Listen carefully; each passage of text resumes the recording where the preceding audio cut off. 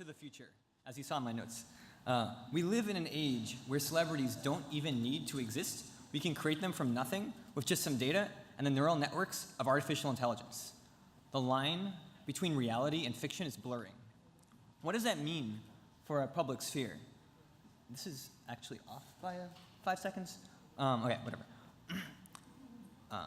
Okay, what does that mean for a public sphere? It was already descending into madness.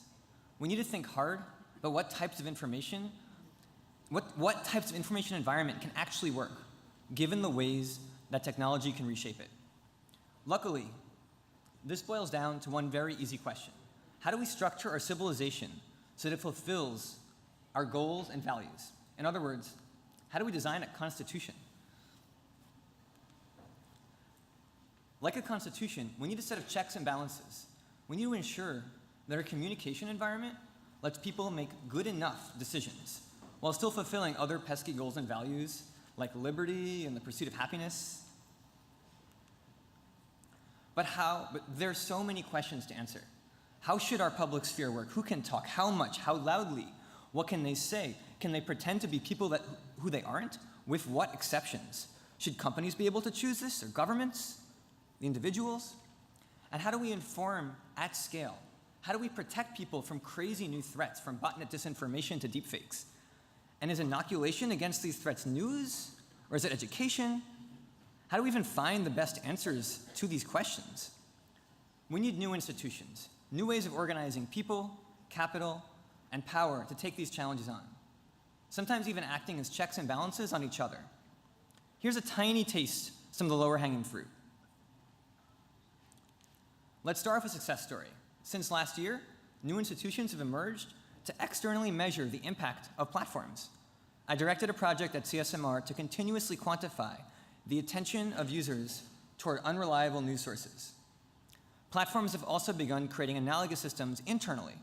Facebook began providing metrics on takedowns and worked with partners to develop Social Science One. Twitter has made health metrics a priority. There are other internal institutions that need to be developed. To launch a product, we need approval from security, privacy, and legal orgs. But what about approval from an org focused on protecting our public sphere? What does that org even look like? And how does it work?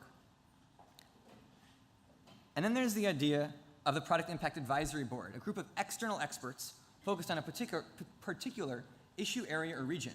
They're NDA'd up and invited to advise on unintended consequences before product changes are out in the wild. This isn't a crazy new idea. As many of you know, Google, for example, sometimes involves news executives in discussions of product changes that might impact their business. But how can this be formalized and expanded? How can it be fully integrated into product development cycles? Is there a way to make this easy and cheap enough that smaller companies can do it too? And how do we help them when they can't?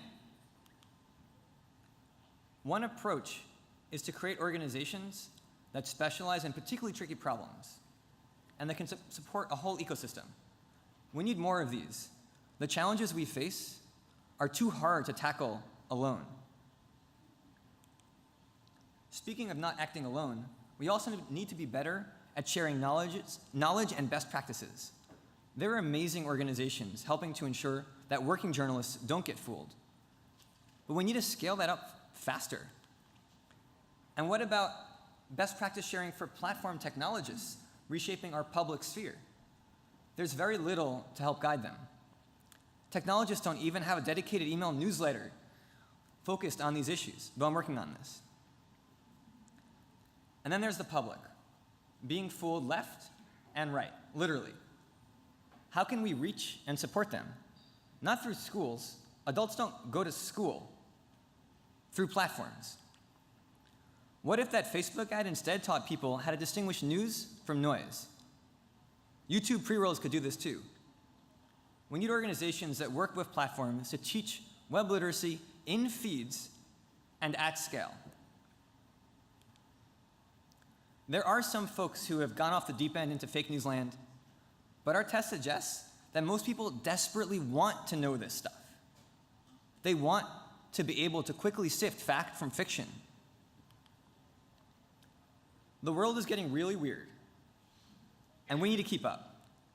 I only covered a small fraction of the missing institutions that we need to build. I'm instigating several of these through the Thoughtful Technology Project, but there's so much more to be done, and quickly. Let's do it.